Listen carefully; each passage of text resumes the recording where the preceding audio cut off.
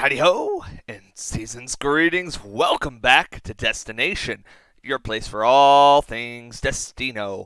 I'm your host, Poti, and today we head to the coaching corner to take a look at how to improve the quality of your applications as you apply to orgs. So, applications, of course, the first big hurdle into getting into any season. And a lot of players out there I know do struggles with understanding what to put into this application and everything. So I'd love to shed some light using a couple of examples we have on the kind of stuff that I, as a host of Destino, always try to look for anytime anybody's applying to the game. So, without further ado, I think we can just jump right into our applications. So, let's make a couple changes here. So we're going to be using two examples from Raja Ampat, which is the bad example written by Tommy and the good example written by yours truly. So let's begin with the bad example in the case of Tommy. What kind of stuff we are not looking for? First off, I would say that every single question can fall into one of two categories. Either a short form question simply needing a quick answer. For instance, what is your name? My name is Tommy. What is your pronouns? He, him, she, her, they, them, etc. What is your, how many hours a day can you play the game? 4 hours. These are things where you are just verbatim answering the question. You're not characterizing yourself or anything like that, as compared to long-form questions, like a lot of the questions further down. For instance, what is your strategy and approach to the game? Tell us a bit about yourself. What are your hobbies and interests? These are questions that you want to put as much of yourself into as possible. These are the questions that are going to help you stand out. These are the questions that are ultimately going to help you get cast, while the other questions are about sort of figuring out, who you are, just giving us sort of a baseline response so that we know how to refer to you, how to cast you, how to put you into tribes, things like that. So the first question on every Destino interview is, what is your name, age, nationality, time zone, and preferred pronouns? Pretty standard stuff. These are all important bits of information that we like to know. And so pretty often we will have issues of misunderstandings here, of people not wanting to divulge age, nationality, or time zone.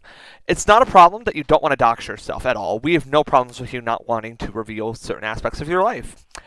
But in terms of casting, understanding your nationality and time zone so we can be aware of your scheduling needs and things like that, understanding your age so we are aware of the level of conversation you're able to have, if you're on the younger side versus older side, what sort of content you should not be allowed to be subject to when we're seeing interactions between players and things like that. These are all things we find very important to be aware of, especially when we're developing the cast info sheet for every season. So the other players can be aware, oh, this person is 14 years old versus this person is 25 years old, and so the difference that brings into your ability to communicate effectively. So, it's simple. For all 5 of these, you just answer verbatim. So while Tommy's is pretty short and missing some of them, we just want to know for nationality, what country you come from, what time zone you come from. And these are all just going to go down on that cast info template just as a reference point for players, hosts, and viewers alike. Tell us about yourself. What do you like to do in real life? Your hobbies? Something that helps the host get to know you better as a person.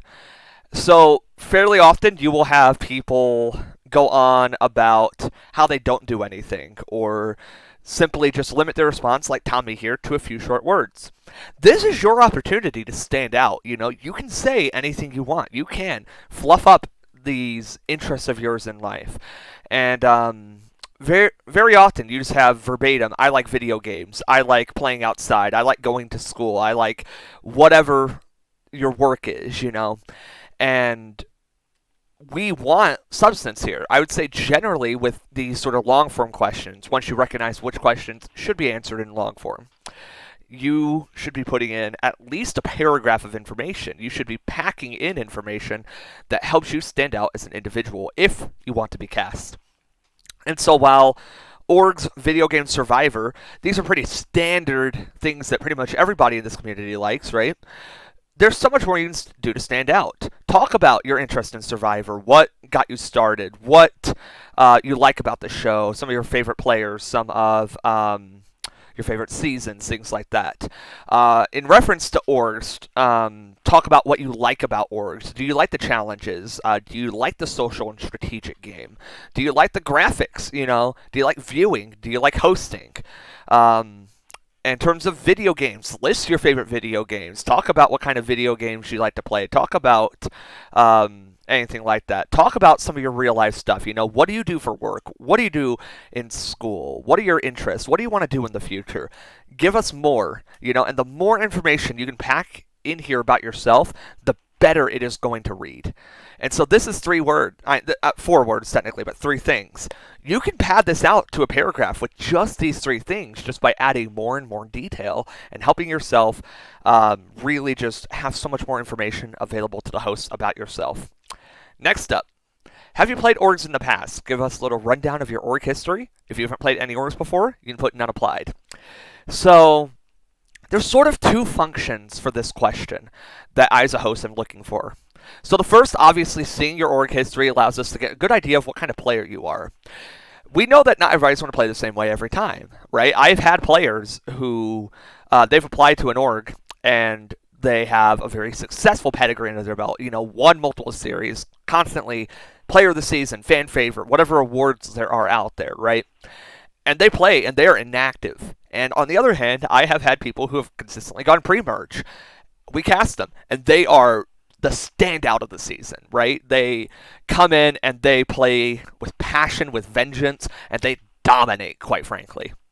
And so really, it's not about like casting historically good players. It's about getting an idea of what kind of player you are. If you go pre-merge a lot, is this going to show us that you are someone who's coming in with that desire to really make this season the one that you succeed on? If you are somebody with a long degree in orgs, you know, why are you coming in for this? You know, what approach are you going to take in that? But really, the main reason that I look at it in regards to hosting is simply, if you are cast, who might you have played with? Who might you have hosted with? Who might you have been hosted by, and vice versa? And so that way we can provide a better casting dynamic. We can split you up from people that you have played very closely with and give you a better, more fulfilling experience on this org by putting you in a true Survivor environment. Strangers that don't know each other trying to work together and succeed together. So, next up, we have what kind of approach do you plan on taking to this game? And what do you bring to the table that others don't? Cast me and you'll see is not a good answer to this. Obviously, you're never going to have all the answers. We're fully aware of that. You don't know how you're going to play. Talk about what sort of approaches you tend to take. Are you more of an under-the-radar player? Are you more over-the-top? Are you a big character? Are you super strategic? Are you a super team-oriented player? You know, what do you bring to the game strategically and socially and physically? What kind of gameplay would you like to show at the end of the season? Looking back, what would you be most proud of? You know, what do you want to be in this season? What aspect would be your strongest? Are you physical, strategic, social? You know, what about this season of Survivor? What are you going to be within that, right? Are you going to be that big dominator? Are you going to be the quieter player? There's nothing wrong with any one of these approaches, but we want to know what you want to be, and that gives us an idea of what you're going to try to be. You know, if you want to be the manipulator, you're going to put in some effort into trying to manipulate, right? It would be the ideal situation. And so this gives us a good idea of, in reference to, you have just said what your hobbies and interests are. Now, what is your personality in terms of playing this game? Next up, what makes you stand out from other applicants this season? And I see that I read the wrong answer for the wrong one, but it's basically the same thing. Once again, long-form question. This is your opportunity to basically say anything else. What do you bring to the table that others don't? Is it the content that you develop? You know, a lot of players do like special things with their confessionals, you know, trust rankings and things like that. Some players are different people. You know, they're newer to orgs. They play a more moral game. They play a more over-the-top game, Really, this is just your opportunity to say why you, as a player, are unique. And I think a lot of people don't think that they're a unique player, but you are. Even if you think of yourself as boring, within the context of Survivor, a show about trying to survive and work together, a boring person can act as a grounding force. Everything about you, in terms of casting for Survivor, is unique, and you need to show us that. And this is your best opportunity to show us that right here in this kind of question. Next up, showing a picture of yourself. Tommy actually did a decent job for this one, because you could show a picture of anything. It does not need to be you. And there's all sorts of other avatar creators in the future. I intend to do a video about face share manga, and have people really finally be able to learn how to play that. Not just play it as it is a Flash game, but be able to use it in the new Flashpoint era and stuff like that. But a lot of you won't have access to that. Give us any sort of picture that we can use to make an avatar for you. So, not a terrible question. It's short form, just like the first few. And that brings us to how many hours would you be able to devote to the game? What is your availability? What is your schedule? That's all we're looking for. And it's funny because we previously did a 1 to 10 system, which meant nothing. And you still see people that are like, I don't know how many hours I can devote to the game. I'll just say 6 for an activity. And that gives us nothing. We just want to know what sort of schedule can you generally devote to the game. If it's an hour, it's an hour, Just let us know generally what you think your activity is going to look like. That brings us to any pre-existing conditions. So obviously not doing any challenges. Yeah, we can't work with that. But pretty much any condition that we have received in the past is something that we are fine with managing. In the past, myself and the other hosts have seen situations like color blindness, physical disabilities that prevent them from being able to be on the computer for a long time, or being able to communicate for long periods of time within a day, not being a native speaker and thus not being able to do any challenges that require being native in English. Anything that involves standing, I've seen in the past. Having strict parents and thus limited internet access, anything that might prevent you from physically or socially being fully involved in the game. This is a great opportunity to put that, What is limiting you from being able to be that best player you can be?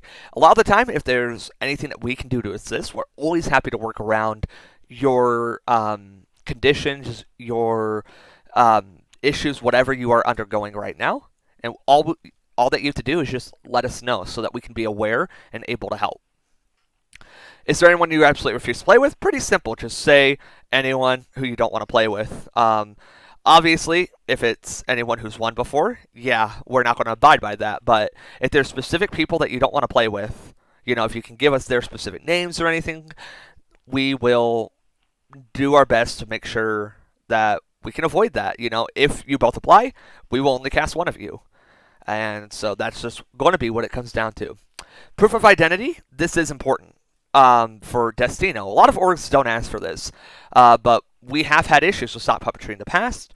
We want to avoid that at all costs. So when we ask for proof of identity, we have had it in the past where people say yes to this question, and when we try to get the proof, they refuse to provide it at that point. So you can answer it yes, even if you don't intend to, but when we ask for it, we expect to see it. So that's all that we really ask for. And then you have to complete the interview once you're done. And that's pretty much it. This is the example of the bad interview. So just to go over quickly an example of a good interview. You have here a quick paragraph, but if you read it, every single sentence has substance to it. It talks about my life and my interests and everything that I go through in my day-to-day. This here, my org history. I list pretty much every major org I've played. And so that way you can always just reference it, if somebody else applied who's also played Tumblr Survivor, okay, look us both up on Tumblr Survivor. That's sort of what we do to help prevent those pre-game relationships from affecting stuff, as long as we're aware of it. What kind of approach? I talk about the approach that I typically play in orgs. What kind of stuff do I normally do? Even if it's not how I'm going to play this season, what kind of stuff I normally do is a really great way to answer this. What helps you stand out? This is sort of just me saying what I do in my game to really be that standout. About how I am somebody who's trying to be entertaining, somebody who is good at challenges, somebody who does like to interact with viewers. Whatever about you stands out, put it here. And think about it. If you're not sure, just take some time to think it over. There is something about you that stands out. I guarantee it. Everybody stands out their own unique way. This is your chance to tell us what that is. I submit my Monogatari here. I submit a reference picture here just in case. Ideally, if you have like a PNG version of your Monogatari to access, that would be amazing. But we get that that can't happen, and it's not too difficult to crop it out otherwise. So any sort of reference picture you can get to us is amazing. So here's a good example of a reference picture. I include my full head, my hair, and every major detail in my face. And so that way, when I go to make a reference Monogatari, I have this to refer to. Me talking about how, about what my schedule is day to week, every day of the week. So, that way I can keep the host informed based on schedule changes and everything like that, but how much I can spare every day. And see, I can only spare 2 hours a day a lot of the days of the week. That's fine, because I also mentioned a lot more in my days off and stuff. 2 hours a day isn't the end of the world, And then no pre-existing conditions for me. If you do, just let us know. Anyone you absolutely refuse to play with, I can play with anyone, but Shane Keniston will target me for no reason. So I put him there just to suggest splitting us onto different tribes. You can put other concerns here, just like this one, if you have them. If you know someone else who's applying, you can put that there, and we can make sure not to put you guys on the same starting tribe, for example.